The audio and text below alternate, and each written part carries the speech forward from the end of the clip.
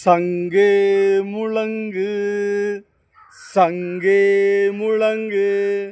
தாய் தமிழ் உறவுகளுக்கு வணக்கம். இன்றைய அரசியல் நிலவரம் 2026 சட்டசபை தேர்தலின் இன்றைய அரசியல் நிலவரம். அதாவது கூட்டணி கட்சிகளின் பேரம் தொடர்ந்து கொண்டே இருக்கிறது. சில கட்சிகள் முடித்து விட்டன.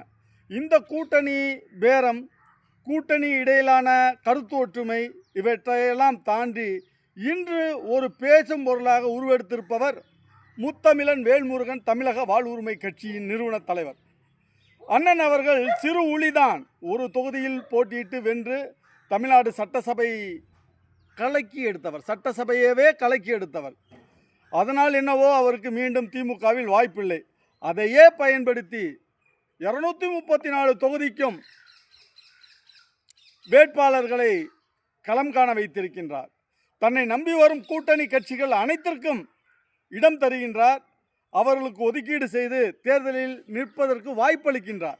ஆனால் இதே நாம் தமிழர் கட்சி போன்ற கட்சிகள் அனைத்து சாதியினரையும் அழைத்து, அனைத்து சாதி கட்சிகளையும் அழைத்து சாதிவாரி கணக்கெடுப்பு மாநாடு என்ற பெயரை போட்டு பல்வேறு மாநாடுகளுக்கு பல சாதி அமைப்புகளை அரவணைத்து செல்வது போல் சென்று உங்களுக்கு நாங்கள் தேர்தலில் நிற்பதற்கு வாய்ப்பளிக்கிறோம் என்று சொல்லிக்கொண்டு கடைசியில் அவர்கள் தன்னந்தனியாக அனாந்தரமாக விட்டெறிந்து விட்டு வந்து விட்டார்கள்.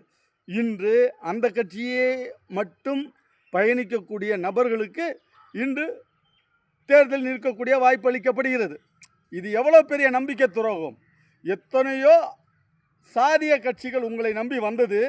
தேர்தலில் நிற்பதற்கு வாய்ப்பு அளிக்கிறேன் என்று உறுதி கூறிய நீங்கள் இன்று அத்தனை கட்சிகளையும் நடு ஆத்தில் கலட்டி விட்டு நீங்கள் மட்டும் பெரிய அதிபர் போல, பெரிய அண்ணன் போல தனியாக களம் காண்கின்றீர்கள்.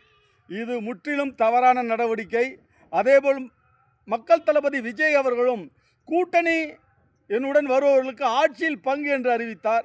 ஆனால் இன்றைய நிலவரப்படி எந்த கட்சிகளையும் அவர் அரவணைத்து செல்லவில்லை. இது மிகப்பெரிய ஒரு துரதிர்ஷ்டவசமான ஒரு செயல்.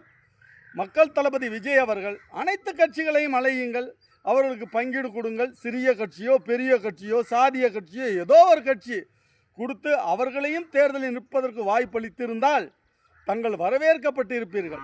ஆனால் இன்றைய காலகட்டத்தில் தமிழக வாழ்வுரிமை கட்சி நிறுவன தலைவர் மட்டும்தான் அனைத்து கட்சிகளையும், அனைத்து சமூக அமைப்புகளையும்,